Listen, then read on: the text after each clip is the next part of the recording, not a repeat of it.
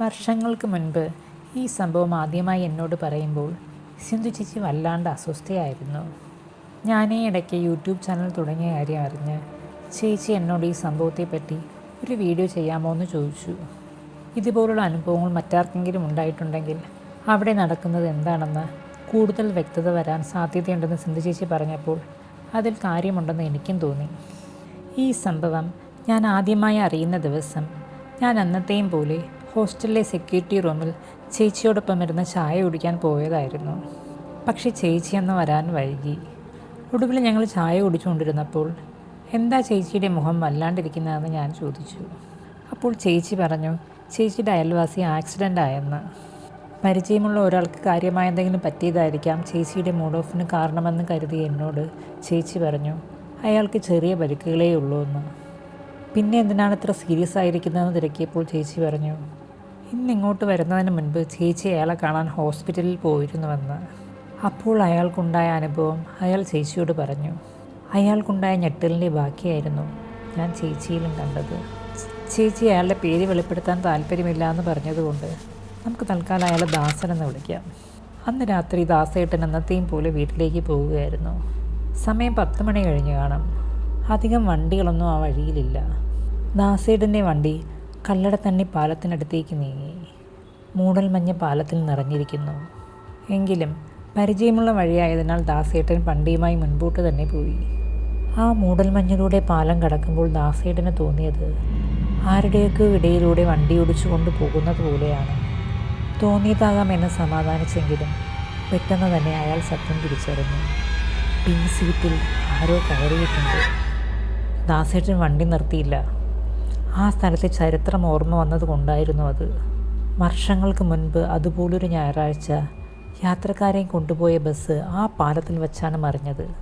തോടിലധികം വെള്ളമില്ലായിരുന്നെങ്കിൽ പോലും ബസ് തോടിന് കുറുകെ വീണത് കാരണം ഒഴുകിപ്പോകുന്ന വെള്ളം പോകാൻ കഴിയാതെ കെട്ടിനിന്നു. ജലനിരപ്പുയർന്നു. അയാളിപ്പോൾ നിൽക്കുന്നതിൻ്റെ താഴെ കിടന്നാണ് അന്ന് 19 പേര് മുങ്ങി മരിച്ചത്. അയാൾ ദുരാത്മാക്കളിൽ നിന്ന് രക്ഷ നേടാനായി ശിവൻ്റെ സ്തുതികൾ ഉറക്കെ പറഞ്ഞുകൊണ്ട് ബൈക്കിനെ വേഗത്തിൽ പായിച്ചു. എത്രയും വേഗം അടുത്തുള്ള പുരയുടെ മഹാദേവർ ശിവക്ഷേത്രത്തിലെത്തണമെന്നായിരുന്നു അയാളുടെ മനസ്സിൽ. അപ്പോഴേക്കും പേടിച്ചിട്ട് വിയർത്തതാണോ അതോ മറ്റെന്തെങ്കിലും കാരണം കൊണ്ടാണോ എന്നറിയില്ല. അയാളുടെ ഷർട്ടിൻ്റെ പിൻഭാഗം നനയാൻ തുടങ്ങി. അതോടെ തലകറങ്ങിയ അയാളെ നിയന്ത്രണം വിട്ട് ബൈക്ക് മറിഞ്ഞു. പിന്നെ എപ്പോഴോ പിന്നാലെ വന്ന കാറുകാരാണ് ബോധം കെട്ടുകിടന്ന അയാളെ കണ്ട് ഹോസ്പിറ്റലിലേക്ക് ആക്കിയത്. അന്ന് കൊല്ലത്ത് പാരിപ്പള്ളി മെഡിക്കൽ കോളേജ് പ്രവർത്തനം ആരംഭിച്ചിട്ടില്ലായിരുന്നു. അതുകൊണ്ട് അവർ അയാളെ തിരുവനന്തപുരം മെഡിക്കൽ കോളേജിലേക്ക് കൊണ്ടുപോയി. പക്ഷേ പരിശോധനയിൽ കുറച്ച് മുറിവുകളല്ലാതെ മറ്റു കുഴപ്പങ്ങളൊന്നും കണ്ടെത്തിയില്ല.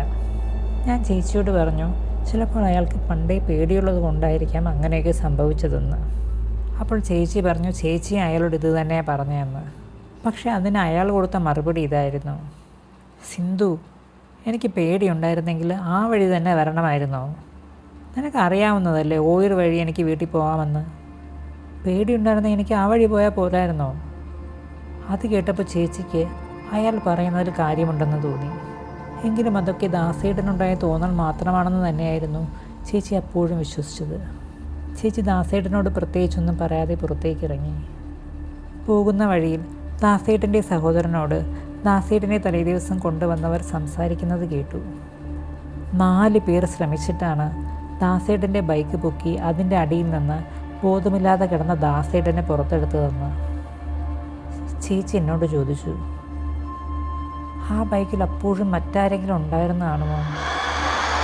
സിന്ധു ചേച്ചി പറഞ്ഞ ഈ അനുഭവത്തിന് അന്നും ഇന്നും എൻ്റെ കയ്യിൽ ഉത്തരമില്ല.